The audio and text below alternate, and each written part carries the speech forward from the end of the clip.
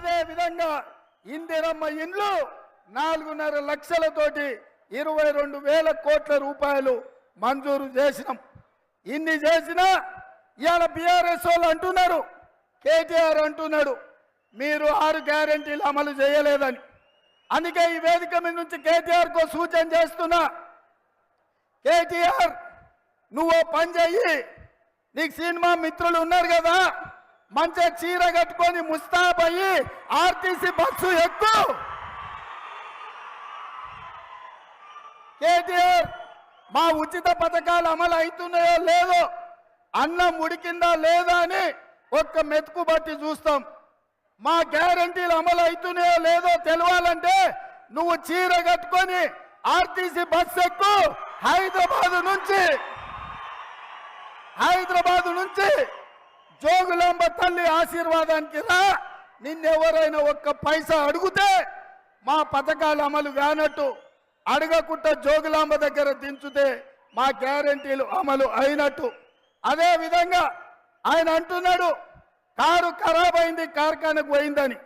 నేను అంటున్నా కారు ఖరాబ్ అవ్వడు కాదు, అనం జద్దది కార్ఖానా నుంచి ఇంకా రాదు, తూకానికి అమ్మాల్సిందే.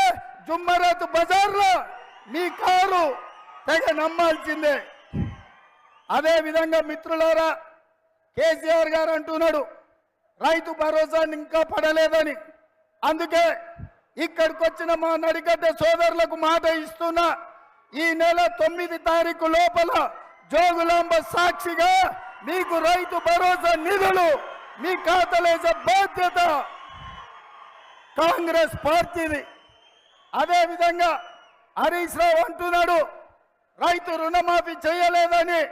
నేను మీ ద్వారా తెలంగాణ రైతాంగానికి నేను మాట ఇస్తున్నా, 15 ఆగస్టు లోపల 2 లక్షల రూపాయల రైతు రుణమాఫీ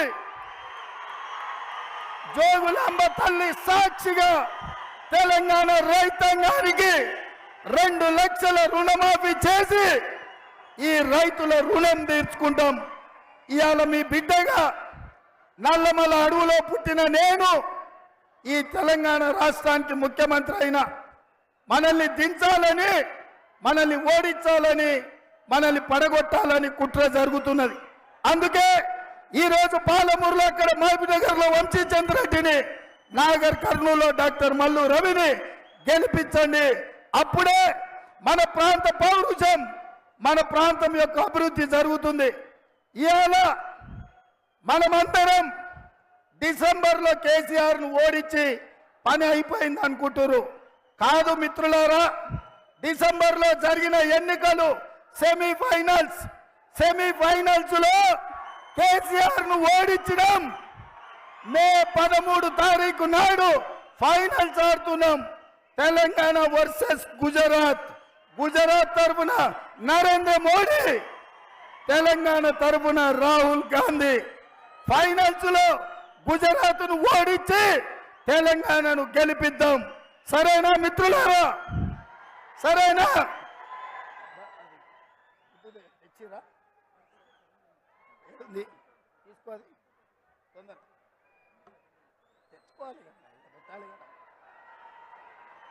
ఇలా బయ్యారం ఉక్కు కర్మాగారం మనం అడిగినాం. బీజేపీ ఏమిచ్చింది? బయ్యారం ఉక్కు కర్మాగారం మనం అడిగితే బీజేపీ మనకు గాడిద గుడ్డిచ్చింది. రైల్వే కోచ్ ఫ్యాక్టరీ మనం అడిగితే బీజేపీ మనకు గాడిద గుడ్డిచ్చింది.